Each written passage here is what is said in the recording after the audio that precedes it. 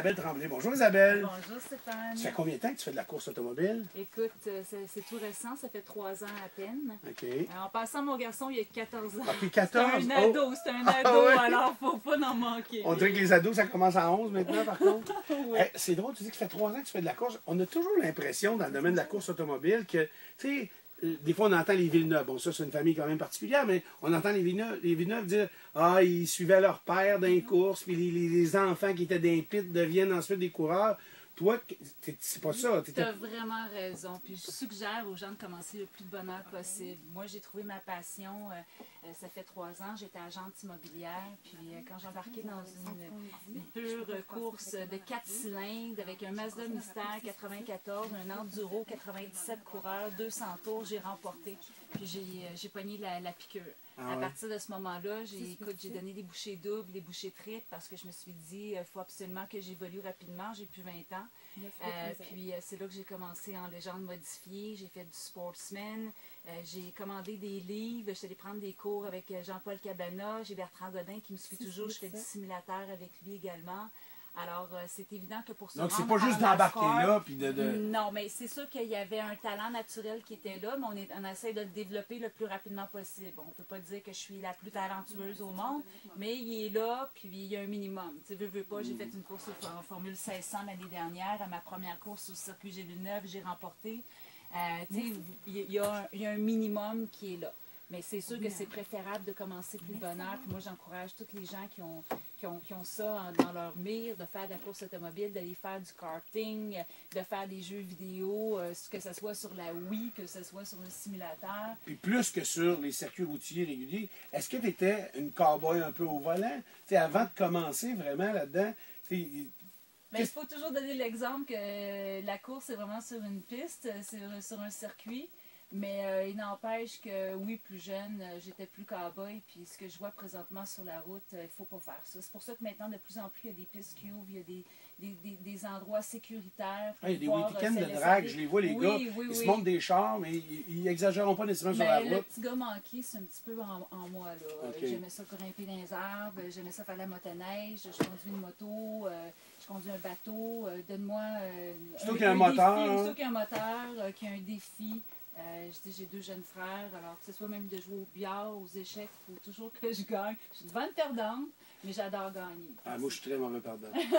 J'ai une belle-mère, elle me battait aux cartes, je voulais la battre après. Est-ce que la conduite, la course automobile, c'est pas juste le volant puis d'être derrière le volant?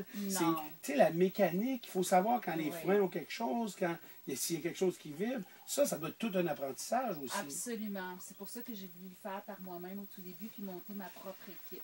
Maintenant, quand on arrive dans les grandes ligues comme le NASCAR Canadian Tire, c'est une équipe qui est là. Puis il y a tellement à voir côté marketing, au niveau des fans, au niveau des pilotes. Une entrevue comme aujourd'hui, c'est pas tout que de piloter.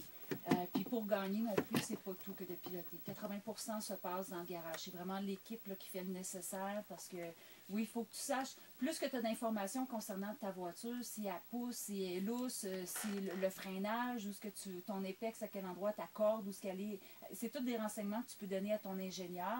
Puis que là, avoir une voiture encore plus performante quand tu as fini ton essai pour te rendre en course. Fait que toi, tu donnes 85 à la voiture dans le travail dans le garage, puis le 15% restant, c'est le pilote qui va faire la différence? Oui, le pilotage va faire la différence, mais mets 2 talents égaux sur un circuit que tu connais parfaitement, la voiture fait toute la différence. Et encore plus sur un ovale.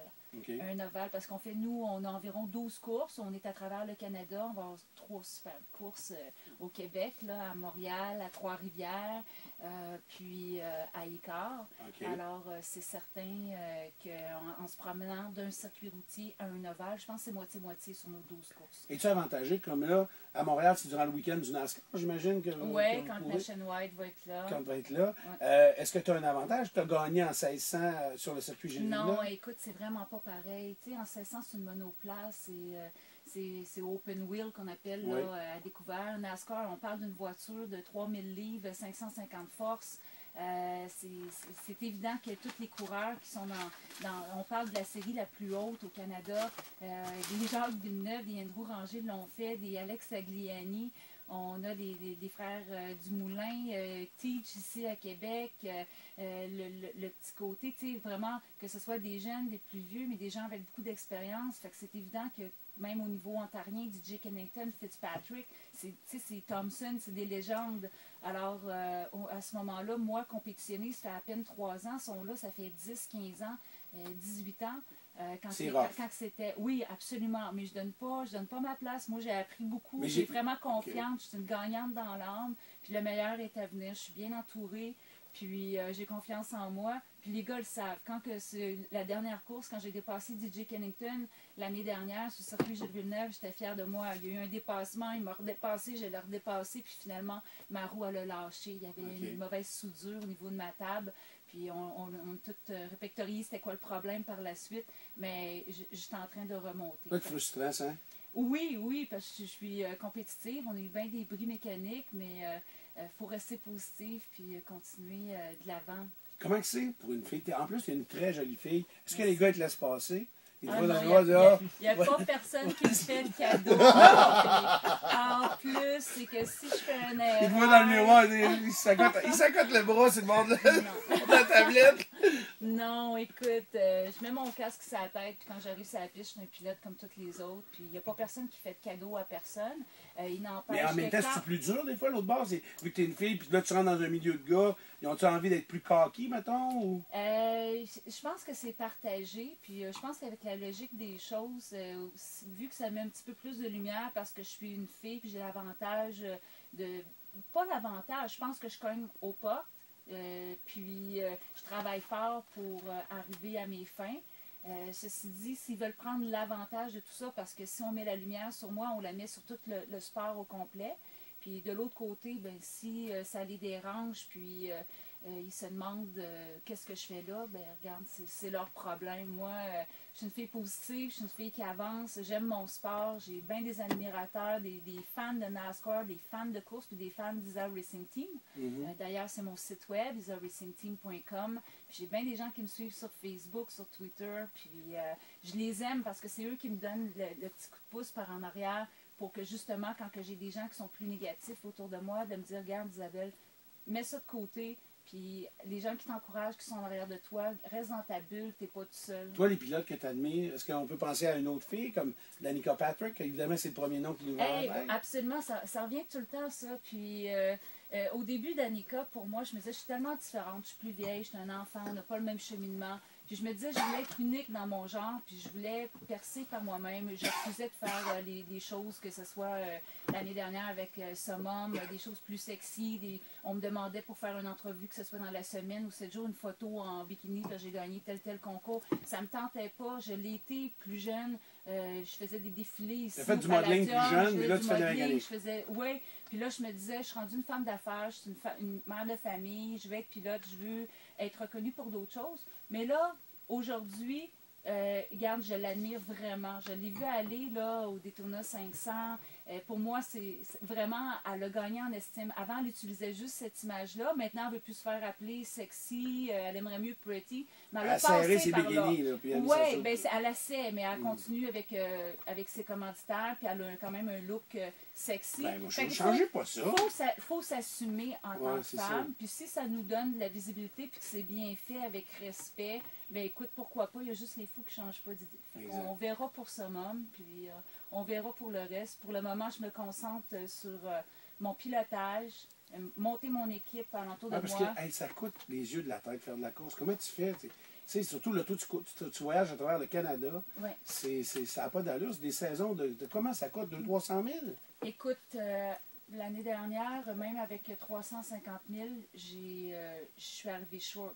Okay. Alors, il faut aller chercher pour être capable de vivre. Moi, j'ai laissé tomber mon emploi l'année dernière pour me consacrer à 100% à tout ça. Alors, j'ai parti une campagne de financement.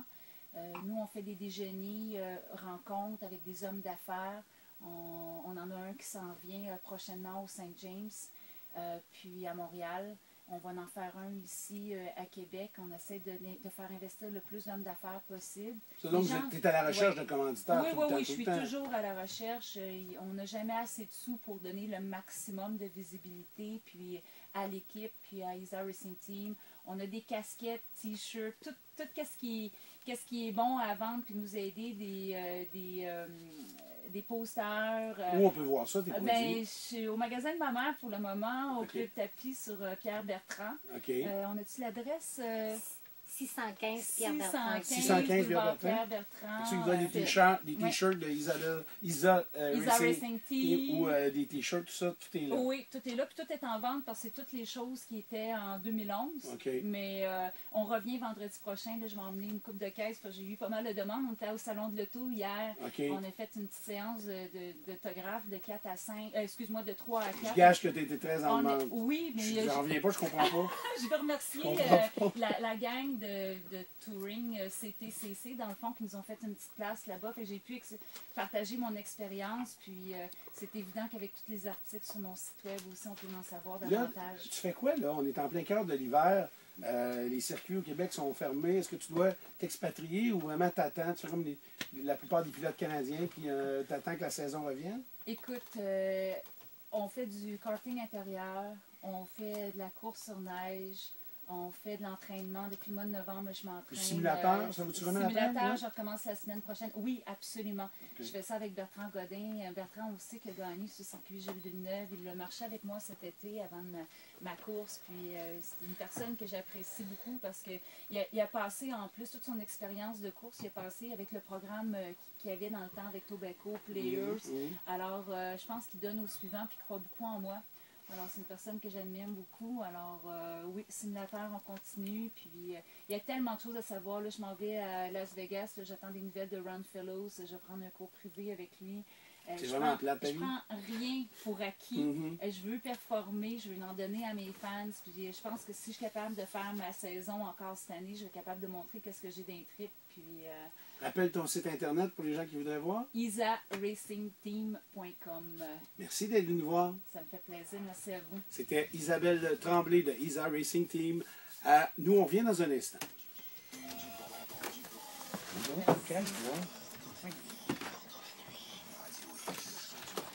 Hey mon Bob, comment ça va? Ça va? Tanguy, Steph, dans